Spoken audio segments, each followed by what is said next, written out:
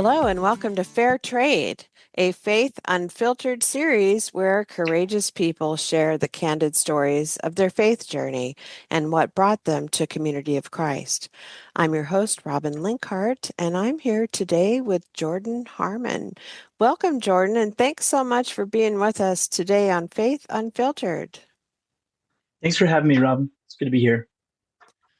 Let's take a minute to get to know you. So please introduce yourself to our listeners, kind of like you're meeting somebody for the first time. Sounds good. Yeah, I'm Jordan, Jordan Harmon. I live in Provo, Utah, with my wife Joanna, and we have three kids. Two of them are at home. Our kids are Eli, Sunny, and Louisa, and one of our children is just living across the way in Orem, going to UVU. I grew up in Western Washington, Centralia, Washington, just a little bit south of Olympia, and then my family moved to Provo when I was 12 years old. I come from a big family, 8 kids in the family. And when my siblings started all going to BYU around that time, my parents kind of started, I think my mom especially was thinking, how can I get closer to my kids who are leaving.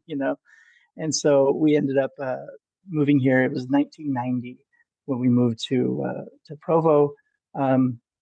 My career is I'm a social work therapist, LCSW, and my wife and I own a private therapy practice in Orem, and we see clients and do group therapy and individual therapy and family therapy and that kind of stuff. We have some colleagues that work with us, and yeah, that's a brief intro to me. That's great. That's great.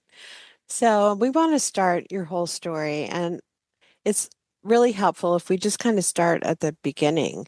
Like where you were born and where you spent your growing up years. And in the midst of telling us that story, we want to hear about faith and God and church and how that was part of your life. Sure. Yeah. So yeah, I mentioned I grew up in Centralia, Washington. It's a pretty rural town, and there was a ward there in Centralia. So definitely my family, very active LDS family, and very. My dad was in a stake presidency there, which I think the LDS stake is kind of like a mission in like a mission center in Community of Christ. So my dad was in a stake presidency.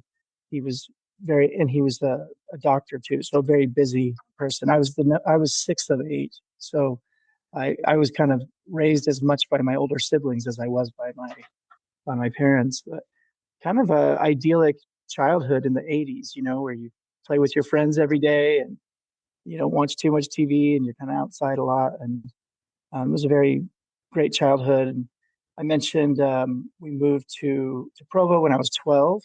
And I remember kind of thinking, before we moved, thinking, oh, wow, we're going to move to, a place where everyone's Mormon. And my grandma lived here. And I was really excited to move to Provo, but also somewhat resistant because I had really good friends in Washington. But I was excited because I was like, oh, some of my friends are starting to swear now and get into bad stuff. So I'm going to be around all these, good Mormon boys like me in Provo. And I remember the wake up call at, my first day at Dixon Middle School, where I heard more cuss words in one day than I heard my whole life. So that's just the funniest side that I tell sometimes. But I grew to love Provo very, very much, and still do. And we still live here. And let's see, I don't know if that's enough detail of my growing up years, but it was good growing up. And I guess I could tell you more on the faith side of things. So yeah, I had older siblings who started going on LDS missions, and I kind of knew that was something I would always do. And I still remember, I had my nighttime prayers, I would say as a little kid, and I had these two things I would say every night, which is I guess kind of a rote prayer, which you're not supposed to do in the LDS faith. But I would always say, please help me be a good missionary and a good dad. Right. So those were like definitely things that were part of my tradition, my spiritual formation, and were just from an early age, those were the things I was asking God, help me be a good mission. So I knew I was going to be a missionary from the time I was, the earliest age that I was. and that I wanted to be a husband and a dad too. I have very loving parents who were very kind of just kind of I think the model that a lot of people look to for like, you know, very loving traditional parents. A father who provided and went and worked and did all this, and then my mother who was very nurturing. It was kind of that very wonderfully. It fit that model very much fit for our family. It seemed. It's interesting, the prayer of your childhood, please make me a good missionary and a good dad. Please help me be a good missionary and a good dad. And I'm curious, I just want to take a little sidebar on good dad. Were there specifics in your Mormon upbringing that were markers of a good dad? I realize you had a wonderful father yourself, so a great role model in that way. Yeah, I think. I mean, I have really good memories of my dad. You know, helping us work. Like it'd be Saturday morning, and he'd get us all outside working in the yard and kind of throwing us in the leaf pile and all that kind of stuff. I definitely, my dad was very, very busy at the time I was growing up. So I also had that feeling of wanting more connection with my dad. By the time I was born, he was into his career. They had bought a new nice house and he was very busy with church. So I also at the same time, I wanted more connection with my dad, I think, but I do remember, I don't have a specific one memory, but I think I knew I loved my family and I knew I wanted to have my own family one day. Hmm. That's very touching. Yeah. Okay, so you're going through you're 12 when you moved to Provo or Maria, and what were your interests and your strengths in school? Hmm. The content areas that you really liked, and were you musical, sports, extracurricular, drama, anything like that? Yeah. I would say when I first moved to Provo, um, I was kind of naturally good at school. They had back then they had those gifted programs, and I was in one of those gifted programs, and that wasn't necessarily academic. I don't know exactly what the criteria was for that, and I don't know if if they do that in the same way anymore. But yeah, that was something that probably I don't know if that helped me being in that program or gave me some kind of a weird thought that I'm supposed to do something great, a weird underachiever complex later on. But I was good at school naturally back then, and I really loved sports. I wanted to be a NBA basketball player when I was 12 or 13, and my physical attributes and my own like kind of amount of self-discipline did not equal my initial desire to be the next John Stockton or whatever. But once we moved to Provo, I started getting better at music. I had played saxophone, um, and it started just in Washington. But then I started getting better at that kind of naturally. So as I into high school years, some other things happened. I never made the basketball team. It's very competitive in Provo compared to where I was from, where there wasn't as many people. So it was a lot harder to succeed in sports. Um, but I started having grand mal seizures when I was 14, and that affected academics as well. And so I kind of went from getting a 4.0 easily to kind of struggling in school, and the seizures kind of continued and continued. My freshman year in high school, they would put me on more and more medication until I was on the max dose of Depakote you could be on, and um, so that affected my confidence for sure in high school. I remember that was maybe if there's any kind of faith crisis or existential crisis, that was kind of an early time of you know me as a 14-year-old, 15-year-old, in bed thinking and saying maybe out loud why kind of questions to God, why me? I'd had such a perfect childhood in a sense before then, and now I thought, oh well, now no one's going to want to marry me when it comes time, and all those kinds of little things, that insecurities that along with other things, other insecurities in high school years. But around that same time, I was still playing saxophone. My mother really encouraged me and would have me. She plays the piano. She's a wonderful musician herself and plays piano and organ. And they would pay for private lessons and really encouraged me to play saxophone. And so I was getting better at that instrument. So that became more of my focus in high school than sports or academics. Thanks for that. That's very, very interesting. Okay, so you're moving on through high school, you graduate. Take us through those next end of the teen years and into your 20s. Work, college, Hmm. mission, anything that came up for you, and continue taking us down that path of faith and how that's Sure. unfolding. Sure. Yeah. I did the typical LDS thing. You go to seminary every day, and was involved in my ward, um, going through all those stages of the priesthood. In the LDS faith, you're a deacon when you're 12. If you're a young man, you're a teacher when you're 14. You're a priest when you're 16, and it's all heading towards going to the temple and getting the Melchizedek priesthood and going on a mission. So I went through all those steps. I we also do a patriarchal blessing, which I think in Community of Christ they call evangelical blessing, I believe. And my grandfather was a patriarch, and he was a temple sealer, and so he was the one to give me a patriarchal blessing, which was kind of a big deal. And yeah, so that all kind of proceeded normally. Um, I had my own.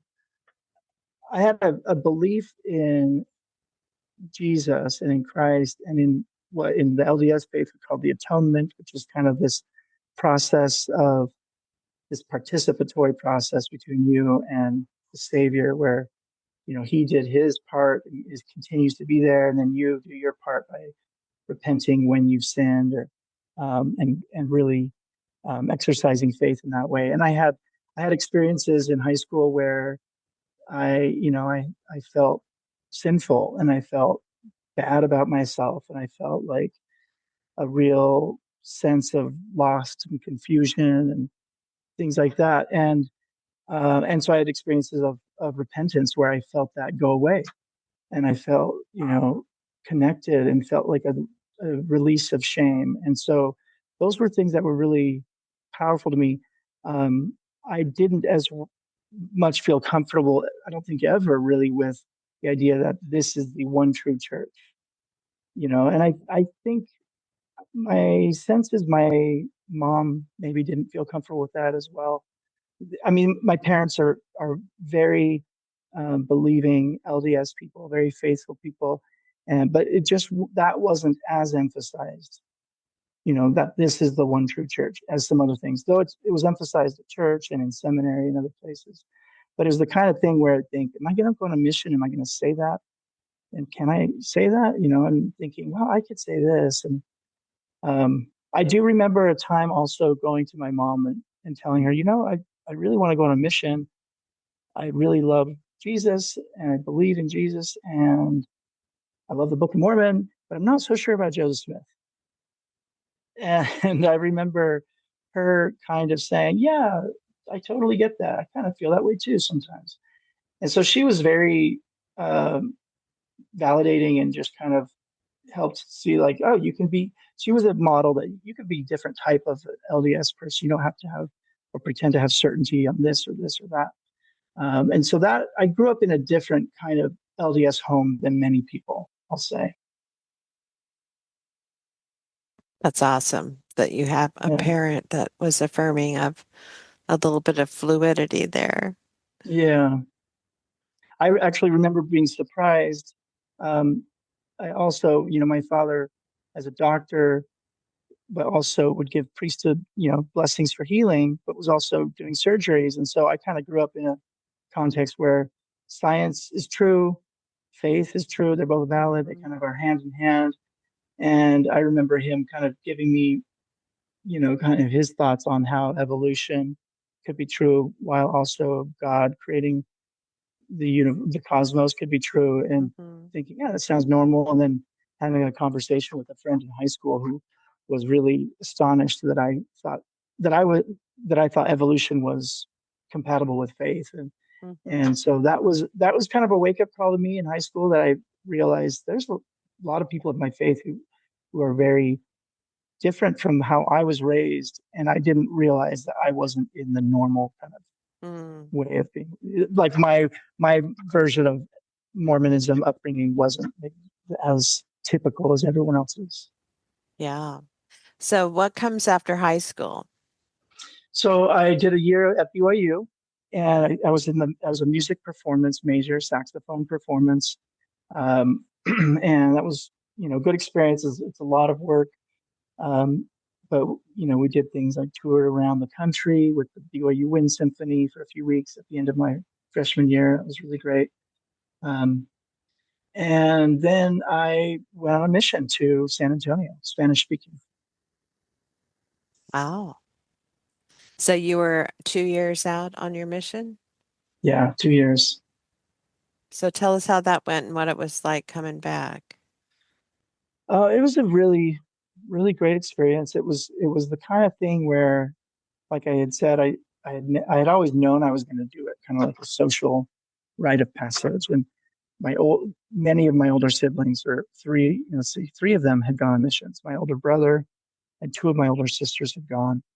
And I just knew I was the next brother. And in the LDS faith, all the boys are kind of, if you're in a really active family, you kind of know all the boys are going to serve a mission, and then the girls are kind of a maybe.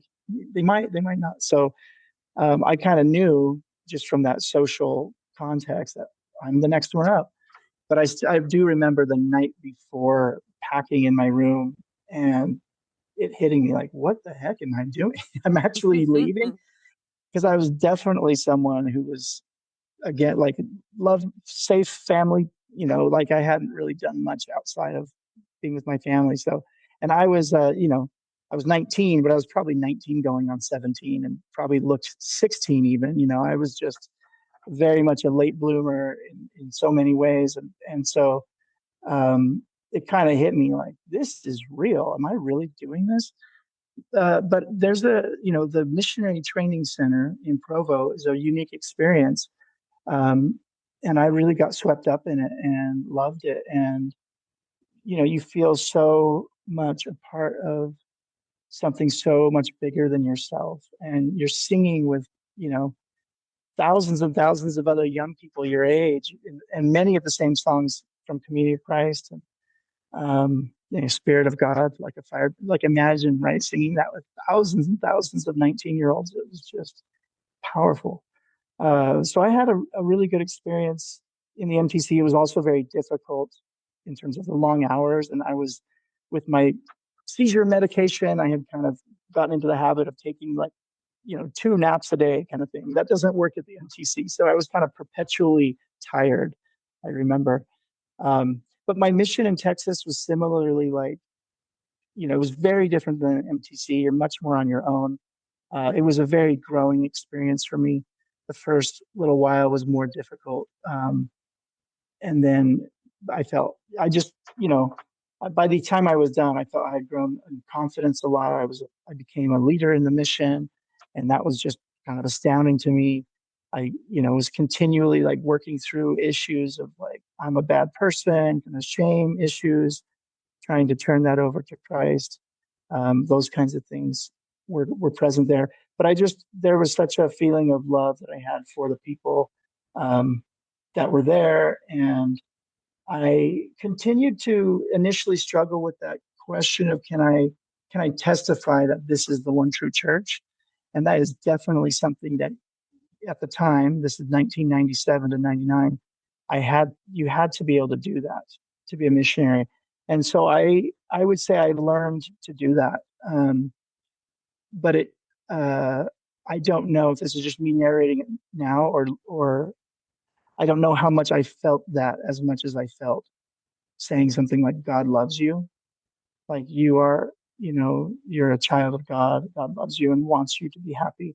like I could say that with full open-hearted honesty, um, and I can't quite recall how it was. I feel like I had to practice it and then just kind of get used to saying like this is the one true church, but I don't know if I really ever fully believed that.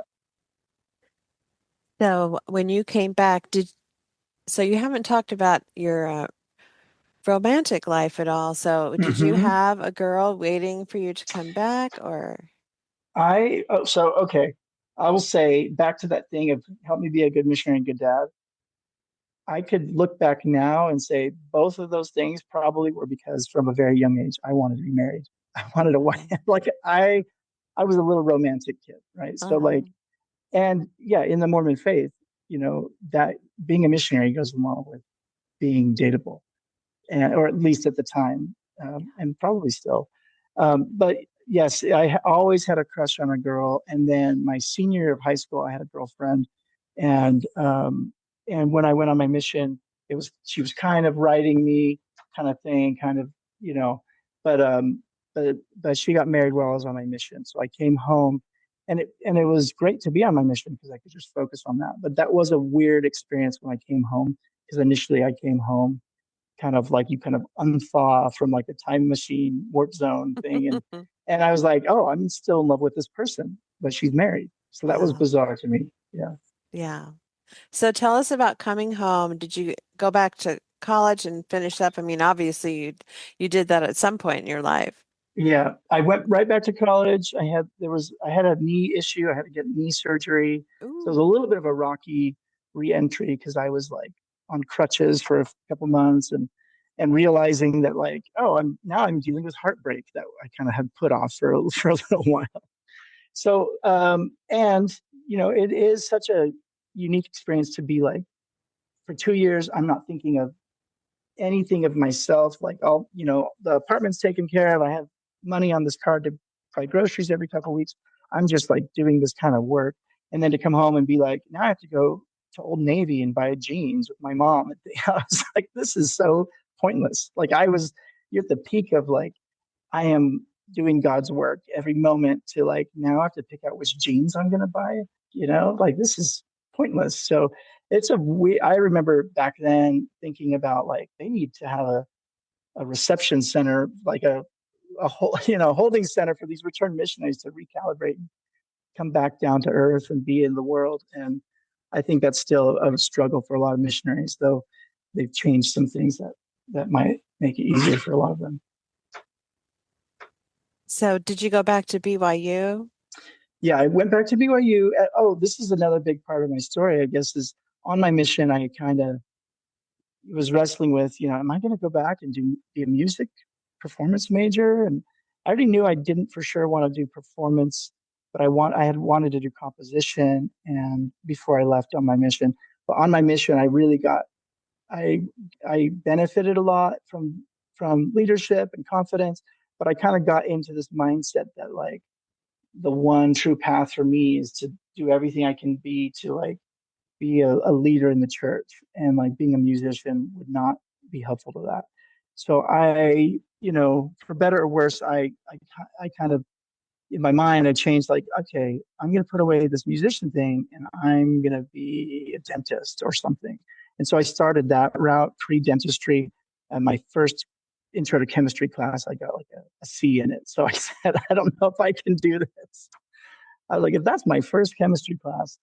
So I changed. I was unsure. I was kind of trying to find my way, but I was still playing music. I was playing in bands with friends around campus, but I was trying to find what I was going to do and thinking I've got to be someone who when some girl that I like is going to want to marry. And I started, so I think that was kind of acting upon me too, even though consciously I would have really hated that idea that I was going to kind of inauthentically try to like, be a certain career that makes money so that a girl would like me. Like I didn't like that idea at a conscious level, but I know it was probably impacting me. So did you um so what did you major in at BYU? Yeah. It's so ironic because I was thinking of all this stuff and then I ended up graduating in sociology Wow. partially because I had spent so much time in music and different things that sociology was interesting, but it was also like the least amount of credits. And so I didn't want to be at BYU for 6 years. And so I ended up doing sociology and then weirdly enough, a minor in film, or it was called theater media arts. Part of that was my older brother, Josh, who's about almost 8 years older than me. He had had success as a screenwriter at the time. He was living in LA, and he had a writing partner, and they had had some success selling a script to Disney. And so I had this kind of, again, I had a model of someone who was able to be successful in something that I was really interested in. So the plan, when by the time I graduated, um, well, within that frame, just about a year before I graduated, I met Joanna, my wife. Hmm. I guess I should say I re-met her because we had known each other our freshman year, but I had a girlfriend at the time, so we were just kind of acquaintances. Um, and then when I came back from my mission, I remember thinking, I wonder if I could find Joanna. It was my mind was remembered like she was cool. I've got to find her, but I couldn't remember her last name. Anyway, long story short, eventually I just kind of saw her on campus. We started talking. Um, she had been a music major her freshman year too, but I switched to English. Um, so yes, we started dating about a year before we both graduated, and we got married. It would have been April of 2002, and it's very much a typical BYU dating story where you meet someone, you start dating, a month later you're engaged, 3 months later you're married. So that's what we did. We had known each other again like as acquaintances 5 years prior, but from the time of dating to engagement was 1 month. But Wow. it was so that was 2002, and yeah, it was just a great time dating and getting engaged and kind of a whirlwind experience. And then we got married in the Boise Temple Mm. in 2002. That's where she's from is Boise. Oh, lovely. Yeah. So did she then move? You all decided to stay in the Provo area. Yeah, initially we stayed in Provo, but we actually moved to LA. My brother was living there, and so yeah, I kind of sidetracked. I had graduated in sociology, but you don't graduate in sociology and then become a sociologist, right? Like, so I like this minor in theater media arts. I was close to a minor in music as well. A minor doesn't matter so much, but we went down to LA because I was going to do an internship down there at Disney that my brother had kind of secured. And another kind of fast moving thing here is Joanna, by this time, Joanna's pregnant now. Mm. So she got pregnant. We were expecting just a few months after we got married, she got pregnant. And so when we both graduated, she was already 3 months pregnant. We moved to LA. I'm going to do this paid internship for Disney. And we had this experience of like getting down there and finding out the internship fell through the day we arrived with all of our stuff. Yeah. Oh, no. Yeah, so it was very, an early trial for us of like, do we just drive back to Provo with our, tails tucked behind our legs and live in my parents' basement, or do we stay here, try to get an apartment? I try to find some sort of a job. Maybe she tries to find a job, although how many people are hiring someone who's 3 months pregnant and who's going to just work for a few months? So it felt very, I remember the story of, as the scripture story of Joseph and Mary kind of, you know, that was very comforting to me at the time. Just it felt like I'm taking care, I've got to take care of my wife and we've got a baby. And again, I'm at the time I'm 23 now and, or no, 24. We were both 24, I guess. She's a little older than me. So she was probably just turning 25, but just probably feeling a lot younger than that even, and but thinking that it's so old, when you're 24 and you're LDS and you're like, wow, it took me so long to get married mentality. It's funny. But so we yeah, so we ended up staying there, found a place, and I started working at Farmers Insurance, temping and writing screenplays after my temp job at home. I'd come home and try to and I wrote my first feature length screenplay in that next 6 months and thought, well, I'm going to just take this you know, drama comedy screenplay around to people, and they're going to be like, yes, we want to pay you money. And that didn't happen. So we moved back to Utah after about a year and a half. Our first child was born there. Elijah was born in, we were living in Simi Valley because that we found a place that we could afford through some connections. And so we were there. Then we were in Sino for a short time. I worked at a voice casting company. um, I ended up working on some. I stopped working at Farmers Insurance and ended up working at doing some more production assisting work. There was an LDS filmmaker that made some movies. Richard Dutcher is his name. He made a movie called God's Army, and then he did a sequel, God's Army 2. And I worked on that film. And as you know, production secretary and PA and kind of videographer, just different random jobs. But we basically ran out of money down there and ended up moving back to Provo after only a year and a half. So, how do you get into social work? You have a couple more Yeah, kids. Are right. you both active in ward life? What's that looking like? Yeah. Yeah, we're definitely very active in the ward, both in California, then we moved back to Provo. And when we moved back here, we were able to move into a small home that my sister had owned, and we moved in here. I didn't have a job, but within a month or so, found a job at the state hospital. So the Utah State Hospital, it's like there's one Utah State Hospital, which used to be called the asylum for the mental for the mentally ill kind of. Um, but it's that was very transformative in terms of um, I had never considered social work. I'd never really considered being a therapist. I think maybe one or two people had mentioned to me social work, and I kind of thought of it. I didn't really know what it was so much back then. I thought it was like I'm going to be helping people file forms for Medicaid, and I'm not good at filling out forms. I don't want to do that for my life. But I started working at the state hospital. My eyes were totally opened to what is called severe and persistent mental illness, schizophrenia, bipolar, and people who are living kind of in a prison of their minds. And I learned a few things. One is I really loved relating to people, talking to people, working with people. And I was a psych tech, so I was I was playing pool and ping pong with them and helping them call family. I was, sometimes I'd have to assist in these kinds of um, restraints and things that were kind of not very pleasant. I didn't like that aspect, but there was also a lot you could do to verbally de-escalate people, and I learned I was very good at that.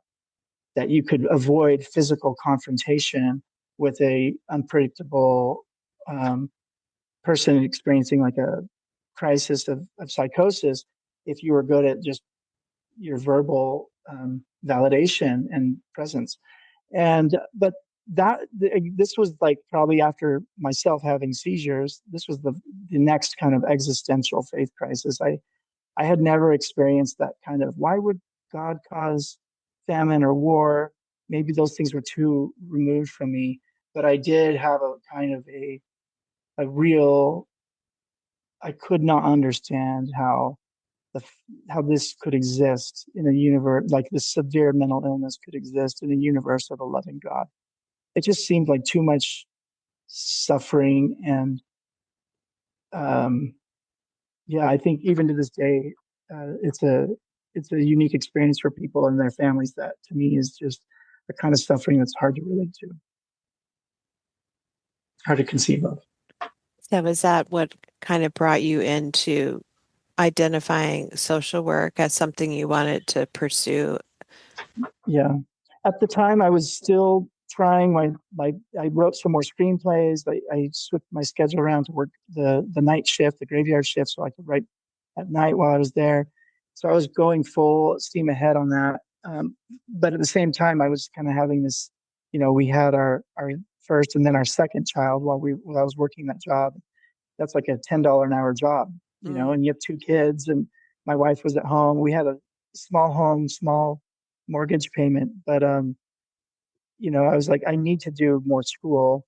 And at first it was like, okay, I'm going to do an MFA in screenwriting or in film production. But then I started realizing like that could be like my sociology degree, where I pay all this money, I do all this stuff, and then I come out and no one is like, oh, you have this degree? Let me pay you money for that. Like, so I started noticing, the social workers and thinking, getting some sort of specific certificate where you come out and you can do this specific kind of job that's fulfilling, and then you could still write on the side if Mm-hmm. you want to. Mm-hmm. And so that started becoming more and more prominent. And then I had another seizure. It was the first seizure I had since before my mission. Oh, no, no, I had one after my mission. That's right. But it was the first one I'd had since I'd been married, which was, I think, pretty scary for my wife and for me because it was kind of like, I thought I was done with that. I'm on Mm-hmm. medication and I thought it's kind of over. But I think that also pushed me in a more practical direction as well. So tell us about faith during that time and kind of take us through to the point where like how Yeah. did you discover a community of Christ and what even led Hmm. you to being open to Yeah. discovering something?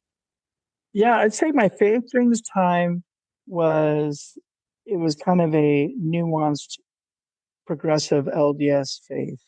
And it was strong. And I was very active. We were both very active. Um, and, uh, and I, you know, things like social work, whether I was going to be involved or not, felt very much like that's part of doing God's work for sure. And let's see. Oh, my parents had gone on a mission. My dad was a mission president in Madagascar when we lived in California, and then when we moved back to uh, Utah, I think they were still there in Madagascar when we moved back to Utah. And then, so I decided to, well, how do I answer this? Okay, I think around this time, it was like podcasts were just starting to come up. The internet was this is like mid 2000s, when I'm at the state hospital right before I go to graduate school. And we had a neighbor who was really wrestling with his faith and was kind of losing his faith or had lost it to some degree. And we would have discussions.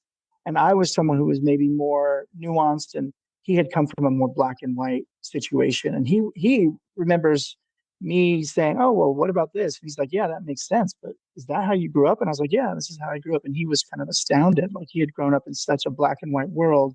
And then he had experienced things, like family members who were gay and other mental health crises and tragedies that really shook his world, that black and white, if you do these things, God will bless you in these ways. Um, but that was the first person I knew who was kind of had a faith unraveling at a close distance. Um, we moved to South Carolina for social work degree for MSW, and there I was studying more like therapy and these theories. I was learning more about social theories and different ways of seeing the world, and I was becoming more and more kind of progressive in my political views and my theology. I was thinking about, I was kind of wrestling at, is Christ literal or metaphorical or both, and which one's more true? Like, is sometimes it feels like a metaphorical, like a it matters less like a literal metaphysical proof of Christ and more like what does the story of Christ do to you and how does it make you act in the world, things like that. Um, and it was the way back from South Carolina. Um, Joanna flew back with our two boys on the way back. This is 2009 now, and I drove back with my brother-in-law. He flew out, and because it's such a long drive from South Carolina to Provo, we drove back and we drove through Independence. And we drove we were gonna do Liberty Jail on the way home because Liberty is such a prominent place in like LDS um, history, and I know it's owned by the LDS Church, right? So we went to Liberty Jail, and that actually had been a prominent kind of archetypal image for me. Is there's this old image of the Liberty Jail that's kind of a sepia tone image of that structure. And so back to, I think this is important. I had mentioned I dealt with those in high school, like this kind of recurring shame, and I had this awful person. That was really, by this time, I was perceiving this as like a pornography addiction type of shame, right? Where I was struggling with this kind of like reoccurring behavior and this, and feeling almost like captive to this like evil forces almost, that I couldn't break out of this cycle that I would fall into. And so the Liberty Jail image was something I I really loved and was part of my faith because it was this kind of image of Joseph Smith at such a low point, but also receiving this revelation that I really loved that was in the LDS DNC that has to do with uh, unrighteous dominion, but also like God can see you in your darkest places and can reach you and so Liberty Jail was a special place for me. We drove through there and then we drove to Independence and we saw the temple and it kind of surprised us both. We parked. We're like, I wonder if we can go in there. And we just parked and walked up and the door was open and we walked in. And I was just coming out of a social work degree. So you can imagine, like for me, social work at this point was like there's a future in the church where the church becomes a social work church and we just heal everybody in very practical, evidence-based, Christ-centered ways. And so I walk into the temple and I'm starting to see the pamphlets and things, abolish poverty and healing, and I'm just like the holy envy really was very present. So I also love the disciples path because I was at the time, a lot of things that were stated in more black and white ways. I was recontextualizing, like Joseph Smith's experience in the garden. As at this point, I had become aware that there was different versions of his story. Did he see one being? Did he see two beings? Did he, was he asking which church to join, or was he asking for forgiveness? And the way it was handled, his story centered you as a seeker, right? Like Joseph Smith was a seeker. He went to God. You too are on your own path. That all of that resonated so much. It didn't. There was no thought of I'm going to go join the community of Christ, but it was more of like, why don't we know more about our cousins here in Independence, and why don't we know about this branch? This is cool. And my only experience, sadly, before that time with Community of Christ or RLDS as I grew up was when I had a seminary teacher that showed us a picture of the Independence Temple with the spiral and then the picture of the Salt Lake Temple and invited us to tell us, which one is real and which one isn't kind of mentality. And I do remember feeling very uncomfortable with that. But that was my previous experience with RLDS and then Community of Christ. So this was a really new experience for me that was very powerful. This was again 2009, and I know I'm giving so much detail in my life. This is going to take too long. I'll skip forward to 2012. Now we're in Arizona, and I was doing a PhD in social work, which I didn't finish. I enjoyed it, but I realized it wasn't for me. But I did my first year there.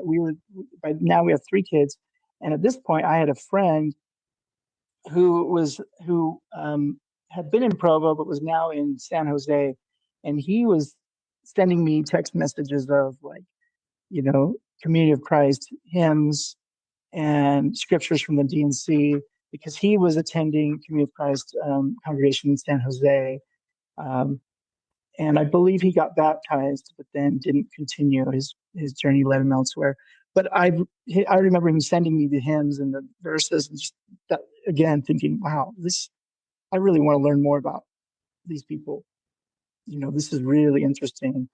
Um, Concepts like being a prophetic people and just the idea that there were more sections in the DNC. I was like, there's 160 plus sections. What is this? It felt like an alternate universe kind of opening up. Hey, Faith Unfiltered podcast listeners. This is Blake Smith, project manager for Faith Unfiltered podcast. You've been listening to part 1 of an episode between host Robin Linkhart and guest Jordan Harmon, where Jordan has been telling his faith transition story. There was so much good information and sharing by Jordan that we've decided to cut this interview into 2 parts. So we invite you to join us next time for the second part of this interview. Until then, have a blessed day.